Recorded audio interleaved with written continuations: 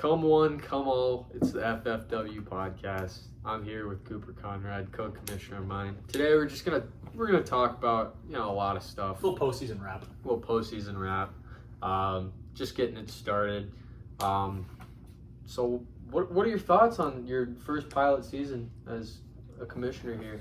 I thought the season went great. Fourth year in the running of Forest Wiffle ball being established. We had our first 3 years not go so well. Lots of guys didn't show up, and lots of mistakes on the managing part of the league.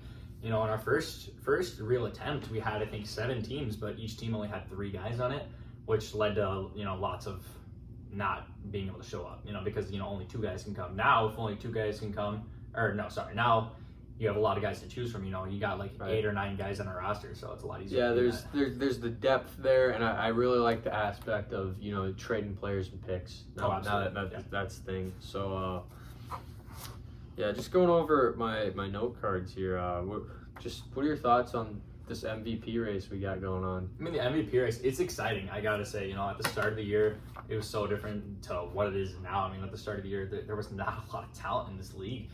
This truly being the pilot season, a lot of the guys have had time to develop. A lot of these guys have had the potential. They just, have never really played competitive football before. Of course. There was guys like me, Colton Thomas, Max Kinney. Those were the veterans. So those are the guys you expect to do well. Colton Thomas, Max Kinney didn't have the best seasons you'd expect them to. Colton didn't have a lot of games played. But, I think I considered myself to be better than a lot of people realized at the start. And I think I proved that pretty well towards the start and middle of the season. Oh, yeah, for sure. And then now, we got Carter Amos, Miles Clark. We wish it was Max Clark. We wish it was Max Clark. And Derek Schloman. All guys you didn't really expect to come from. Yeah, of course. Wow. Nobody preseason was really thinking about, I got Carter Amos. He's going to be MVP. They weren't even in the league. Yeah. That's the expansion team right there. Yeah, it's a crazy turn of events is what this league's all about. So, what do you have on? So, just speaking towards those expansion teams, what are your thoughts on expanding even further?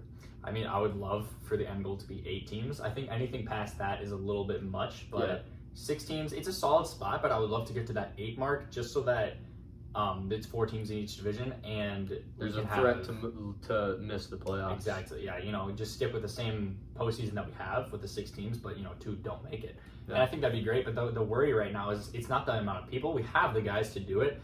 It's just we don't want more Sunnyvale Scavengers teams where you end up with 7 games played on the entire season. No shade, but they were an expansion team, to be fair. Yeah.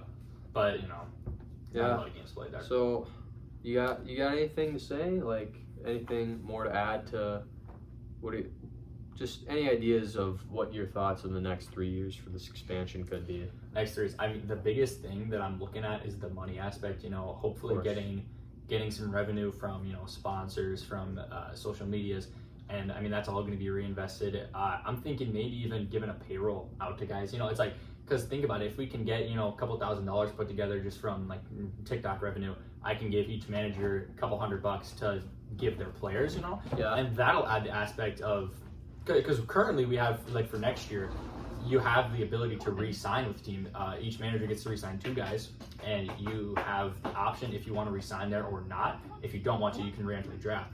But that's something there is to be said with the money, because if right now all I can offer a guy is being on my team. But next year, or in the future, I could say, hey, you can sign here for a $100 deal for 1 year, and that can change some and lives. that poses problems with the expansion teams because they're not going to have any free agents to sign unless we come up with some rules, but that's another discussion. Of course. We've had tons of situations like that where it's you have no idea how we're going to work this out, but we work it out. Yeah.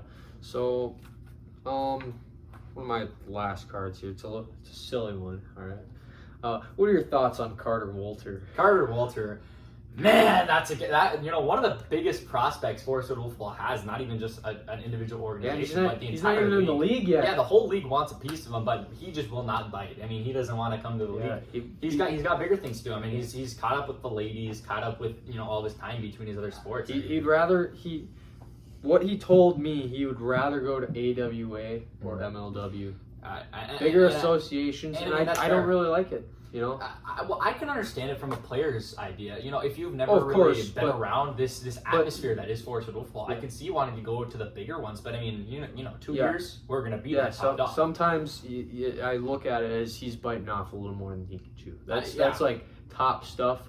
We're not quite there yet, but once we get this league going and running, we could do some crossovers in Brighton, Michigan with MLW. Absolutely. I mean, that's a great angle right there. I mean, MLW, I know you're watching. Let's get the collab going. I mean, Kyle?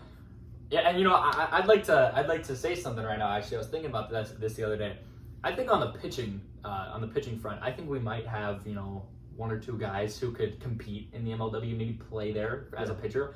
But I truly believe with all my heart that we have multiple hitters that are better than the entire league of the MLW at hitting. I honestly do not think there are any players in the MLW better than myself, Miles Clark, or Carter Reynolds. 3 great hitters there, but you know, you gotta take a look at some of the top hitters over there as well. You know, you got Jordan Robles. Great signing or it wasn't a signing really. It was more of Robles coming from, I think he was from New York, right? So he comes over, he gets drafted by the Mallards. Great pickup, great management by Tommy Coughlin over there. But if you look at some of their best hitters, you know, the stats just don't really compare to ours to theirs. You know, their best hitter is like a 434 average. Our best hitter is like a 2,000 average. Yeah, and of course, there's something to be said about the pitching that we're facing compared to what they're facing, and that's absolutely fair to say. Absolutely But fair. I think the raw talent is just there for us, and I think with a little bit more competition to be offered, you know, some of these guys could be up there and like be able to compete with that. And each of the players in this league can only get better. A lot of them just started playing football. Yeah, first year. I mean, everyone's a rookie pretty much. And I mean, if you think about just the raw talent, I mean, a lot of those guys, they're older. They just play football. That's what they do. You know, I think just about every single person, almost every single person in the league currently plays baseball, and I think that contributes to the bat speed and, you know, just the mechanics of being able to hit. I mean, if you look at it, we've had like, you know, 160-foot plus bombs hit, you know, with perfect conditions, in the wind, in the right direction, just going for long home runs. But we've also had 150 plus in game, you know, not looking for that perfect conditions off of real pitching. It's like, I mean, you know, we've seen posts from the MLW, you know, showing off a 112-foot bomb. That was like just perfect over the scoreboard, huge home run, and it went 112. I mean, that doesn't even compare to FFW. We don't take a lot of, there's not a lot of that's taken into aspect of how short their field is compared to ours. Absolutely. Sure, we have a short porch and right, but it's also easy to field on ground balls for lefties. I mean, the short porch for us is actually their entire field. Like it's just no disrespect. No disrespect at all. I mean, their pitching's a lot better. I can understand why it'd be so short, but and you know, a lot of people tell us to move the fences back, and that's honestly. That's something I would love to do. Our fences, I think they're even too short where they are, even though they're longer than other leagues we've seen. Yeah. We just don't have the space with the trees, you know. And maybe that's something in the future we can try and work around, you know. Because we could move back, we could move home plate back, but the issue with that is then the foul territory, you have to scooch it in, and there's a lot less fair territory. Right. It's just something I'm not, you know, looking to sacrifice. Yeah, it's a little, and we'd have to patch those areas like the pitching mound, the batter's boxes. It'd be a little bit of a hassle, you know. Yeah, absolutely. I didn't even know with that. Yeah, let's through my note cards. So what do you got? Well, a very interesting topic I would love to talk about, 2024 draft. I mean, that's coming up very soon, actually. What we're looking at is having 2 drafts, you know, one right after the season for the re-signing of players. Yeah. And then one when we get all the new hype. You know, we started this year with 16 guys. In the league. And now we have, I think, about 50 just during the season, all those new players. Yeah, the expansion of the league has been very rapid, and a lot of top prospects have come out of it. Not a lot have panned out, but there's still room to improve. So yeah, I like the idea of this draft being specifically for potential new expansion teams. So, I've had some team names and you said potentially I could be the manager along with Miles Clark for those teams. What are your thoughts on, you know, potentially, you know, cutting that idea and just having a regular draft? So getting rid of the idea of having the expansion teams? Yeah.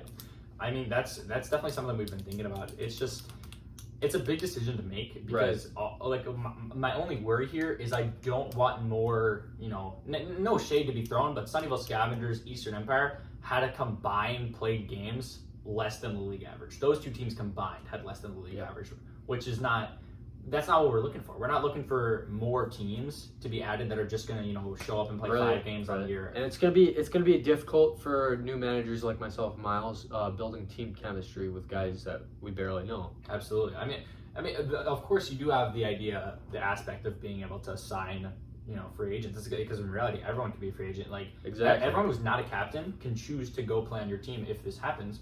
And that's why we might just end up looking at, just taking over some captainship, because Tucker Kirkfleet, honestly, solid captain. I like Tucker as a captain. Not the best player, but again, that's not what the captain's for. But I think Miles I think he deserves it, quite a lot. I think he's on the verge of becoming a commissioner of the league. He's helped out with a lot of things just as a player. It's amazing. And you recently got that promotion. You were never a captain. You were just a player, and I made you a commissioner because I thought you deserved it. And then the other guy, Max Skinny, not the best captain. I mean, he's more of a, we want to get rid of him as a captain, and then it was perfect that we had you there to step up and become It's going to be a shame when he sees this video and he hears all this. It's going to be a hard conversation with him. To be honest, knowing his dedication to the league, he's probably not even watching this. So, knowing his dedication. Yeah, I mean, great dedication by him. But again with the draft, so there was a trade that altered the draft, and it was a very ridiculous trade. Yeah, I've heard about this. The Sunnyvale Scavengers may have made one of the worst trades of all time in FFW history. A first-round pick, and they were already, chasing that number 1 overall pick in their tanking pilot season. And they trade their first overall pick for Leighton Earhart. Downward spiral. I mean, we've talked about that in the past on other podcasts. Yeah, it's unfortunate. I mean, former first rounder to first be traded to a worse team, to be traded to another worse team, to eventually getting DFA'd and retired. He wasn't officially DFA'd, but come on, I mean. And he's also not officially retired, but it's just safe to say Leighton's career won't be popping out to any games in the future, unfortunately. Right. So with that pick, the Fielders have the first overall pick in this next draft. What do you think they'll do with it? Well, hold on. As of right now, just having that pick is not guaranteed, but it's the fact that they got lucky enough that the Fielders and the Scavengers are facing in the first round of the playoffs in the wildcard game. So whoever loses that, they have both of those picks. So whoever loses that is the worst team, and they get that worst team's pick. So they get the first round, the first overall, no matter what, and then likely like the third. Right. What are they going to do with that pick? I mean, Fatal Fielders. It's Fatal Fielders. Yeah, they had one of the most talented lineups in the league. We hadn't seen what we've seen on the Fatal Fielders ever before, where they had 5 guys. That's just huge. That 5 guys of talent, 5 good players that you could see being starters. No other team in the league has that. No other team comes close. I mean, I'm just going to say, I don't know if there's even a team with 4 guys that have that kind of talent. Fortunately for me, Max made, not one of the smartest decisions, and he kind of threw away their playoff race by trading Jaden Peterson for a 2nd-round pick. Given the 2nd-round pick is very highly valuable, as it's likely going to be just after the first round. So what Max is banking on here, he's banking on our playoff push this year being good enough pay off for that next year's 2nd rounder, even though it's still going to be as valuable if we don't win the World Series this year.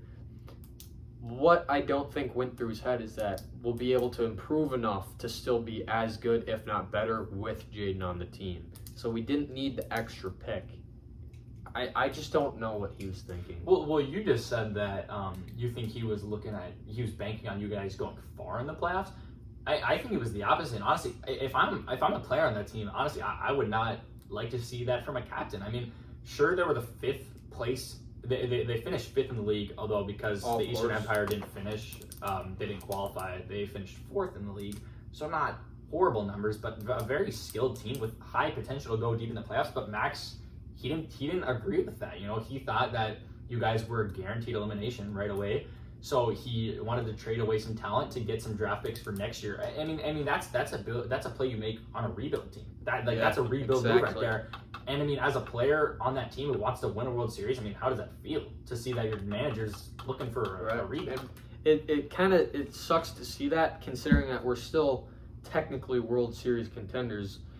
I feel like the Bomber series, I'm already looking past the Scavengers. No offense. Yeah, understandable. But in that Bomber series, that's really gonna be a grudge match. It's gonna be an absolute banger. If you see us get 10 run, you can come back to this video and just tag me in everything. But I think it's gonna be an absolute slugfest. It's gonna be unreal, and whoever wins it, I think deserves to win the World Series. For sure. I mean, honestly, I'm so excited with the point that we're at in the league. I mean, towards the start of the year, what was the original teams? It was the Raiders, it was the Knights, it was the Fielders, it was the Mavericks. The Mavericks, played one game. They wouldn't show up. Yeah, let's talk about the Mavericks for a second. Hold on.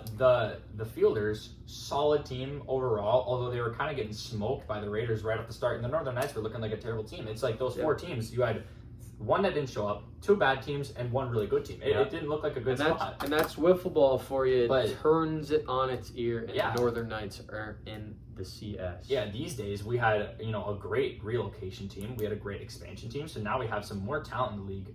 The Eastern Empire, unfortunately, was already eliminated, but that's because the Northern Knights have stepped it up and become a lot of potential for the Eastern Empire. I like what Carter Mackey's done for the franchise. Absolutely, it's looking beautiful. I think a jersey change would be nice, or a logo change, something in the color scheme. But overall, I think the Empyreans can make a deep run next year. Absolutely. So back to the Mavericks. Let's talk about them for a second. Their one and only game, which I played in along with Caden Lawagi, Seth Burnett, Colton Thomas. It was a great game, fun game. Absolutely, it was just down to the wire, So let's just go all the way back to the first inning. I think so.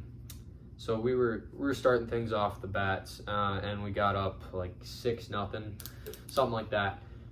So then I come out. I was the starter for this game, right? Yep. And I think I get the first strikeout of the game. I'm feeling good, and then the wheels kind of fall off. Let up 3 straight walks. I understand. And then I walked another guy, let him run. So Colton Thomas, as the manager of the Metro Mavericks, pulled me, put himself in. Yep. He pitched all right. He'll have, I think, about 3 runs in that first that were mine. And then back to the second, the Fielders came storming back, tied the game up. And then it was just kind of quiet until the bottom of the third, when we got 1 out. And then I believe it was Max Kinney who doubled. And it was an unreal turn of events, I'll tell you what. It was a deep count. I think it was an 0-2 count. You remember this very well. Yeah.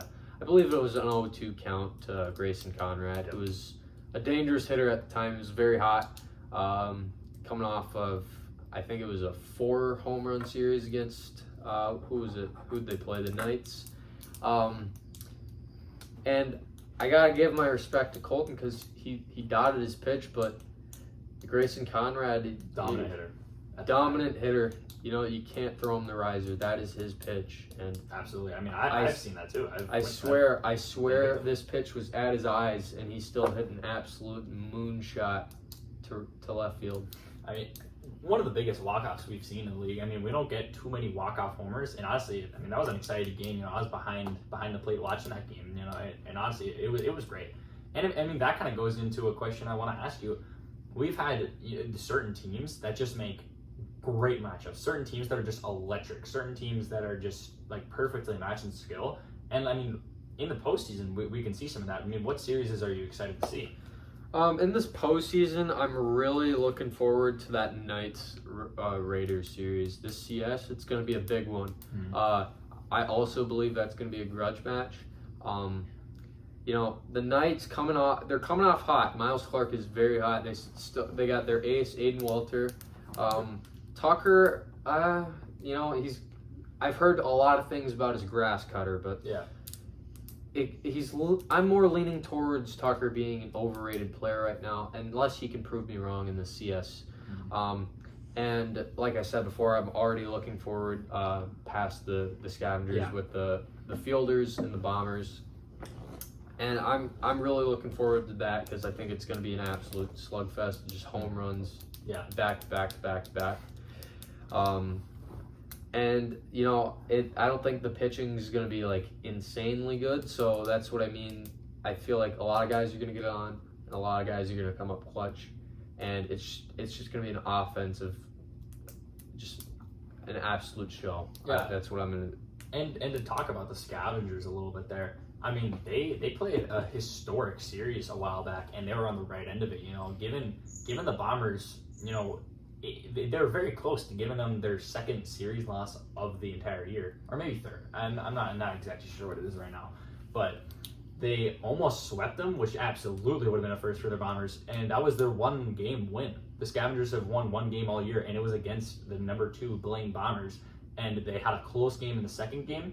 Just lost it, and then lost the third game. And I think we haven't seen a rematch since. That was the one time they played each other. Right. And imagine just watch a West Division championship game against those 2 teams. I mean, I don't think there's any chance the Scavs get past the Fielders, but if they do, that would just be an electric series to watch. An electric series. Definitely the animosity is there. Definitely a heated rivalry between those 2 teams. For sure. And I'd love to see, you know, the chirping. I'd love to see it all. I'd love to see that series. Now, looking forward to the World Series. Now, potentially, what do you have for a prediction as a Renegade Raider? For who's going to win? Yeah. Well, I mean, you know, as a Renegade Raider, we have 5 losses on the year, and I was just going through these earlier. 2 of them to the Bombers, 2 of them to the Fielders, and 1 of them to the Knights. We are 6-1 against the Knights, so that's just something to be said about that series. You know, World Series contenders. Blaine Bombers started off really, really hot. There was even a point that they passed us in record. They were the number 1 team in the league, but unfortunately, since then they've kind of fallen off a little bit. You know, Carter Amos has done nothing but heat up, but the rest of the team has kind of slowed down a little bit, and they've picked up a lot of losses. They don't typically lose series. That's not what they do over at Blaine. You know. But they do lose games. They typically lose game 1, or obviously, or game 2. Those are the 2 options. But they lose a lot of game 1s, and then they pick it up and win the next 2 games. And honestly, as a Raider, if we face them in the World Series, which I think will happen, that's going to be a scary series. Honestly, like I'm not scared of the Bombers, but I'm scared of like what's happened to them in the past. It's so weird to face them because it's not as simple as you get ahead, you play a solid game, you know, it's kind of, you can kind of just tell the skill and like the better wins. It's just odd. It's like, you know, you might win game 1, but then all of a sudden just weird stuff happens. They start winning other games. It's going to be a competitive series to say the least. For my prediction, I don't want to say it's a surefire bet, but I'd love to see a good story. I'd love to see the Knights surpass the Renegade Raiders. I'd love to be honest, that I agree with that. It's like if we're losing to someone, I hope it's the Knights. I'd love to see that happen, but for my prediction, I'm gonna have to say the Raiders are gonna take the series. As a fielder myself, I'm obviously gonna say we're gonna surpass the Bombers. It's gonna be a close series, very close series. Great players over at Blaine, but I think we just have the depth. I really do. Honestly, I would love to see that too. I would so much rather face you guys than the Bombers because, you know, that's a friendship game rather than being a rivalry game. It's, you know, it's a bunch of buddies just having a fun football game, big stakes, you know. But at the end of the day, if it's a competitive series, everybody wins. I mean, that's what we start. That's all that matters. That's all that matters here at FFW. You know, those huge strikeouts in big moments. It's like, I mean, that's what we're here for, right? Right.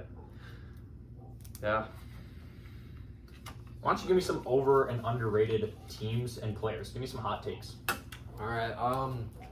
So overrated. I said Tucker Kirkfleet for good reason. Mm-hmm. So he came into this league as a captain. He's a good leader. Yep. Not by example. Yeah. 100%. He's not the greatest player. I believe he gave up many walks this year. Got a lot of home runs, a lot of hits. you know, not great, not too great on the pitching side, and his hitting.